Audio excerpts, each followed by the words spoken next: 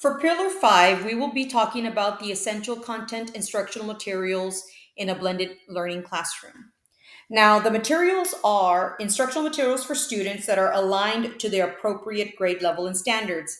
Now, assuming that we have already our lessons for the week or for the semester, I'm going to show you how to organize it in a classroom.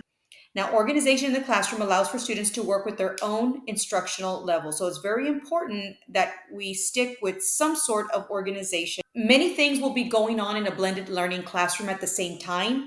So it's important for students to be able to walk into a classroom if they had been absent or out for the week or ill. They are allowed to go and get what they need so they can start working.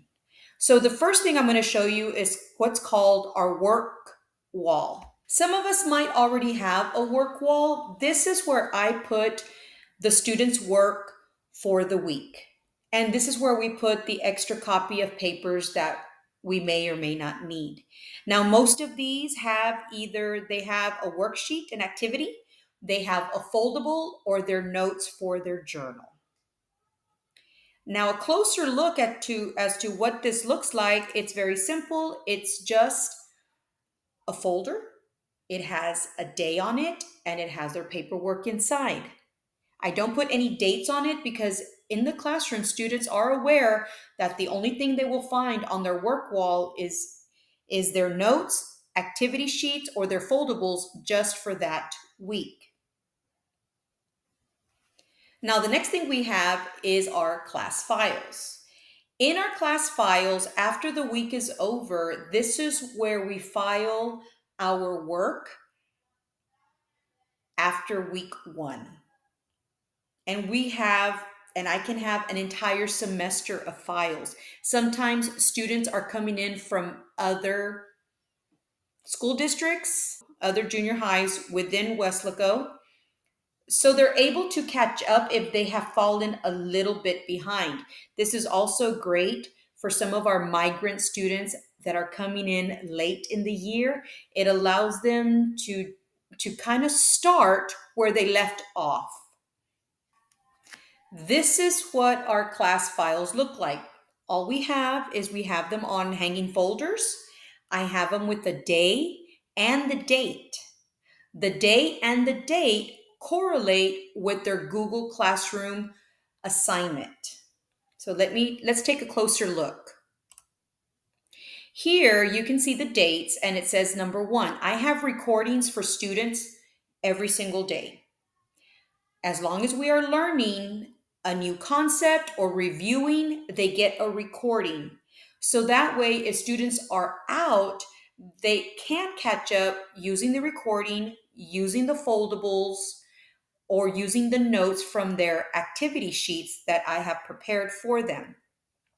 So for example, if students were out on Monday, February 21st, and they are looking for the third recording or the third lesson, then they will have here their recording.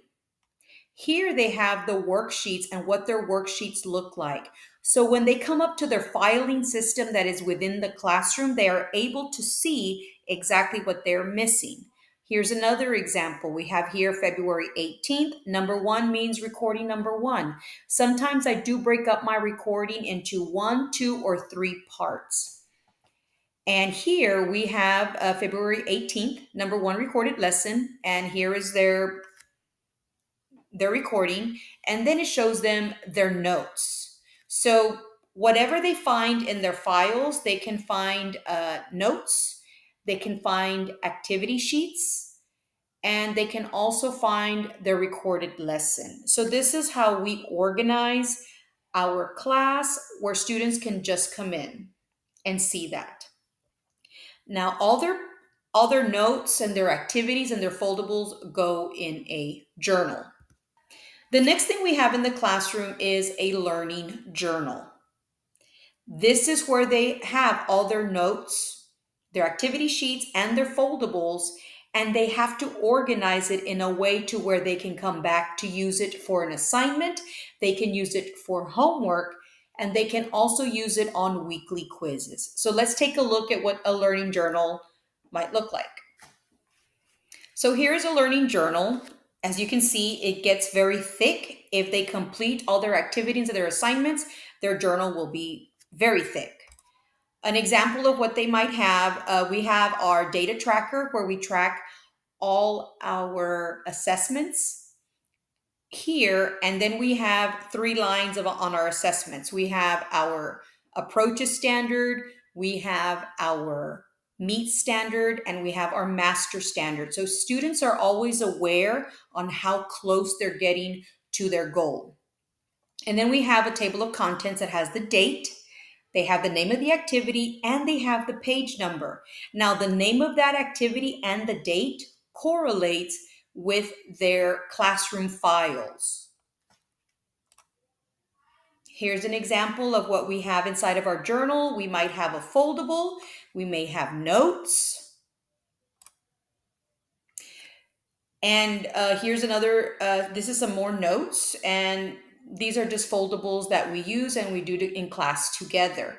Now, this is all video recorded, which means that as long as they are watching the video, they are able to follow along and do the entire lesson like if they were in class.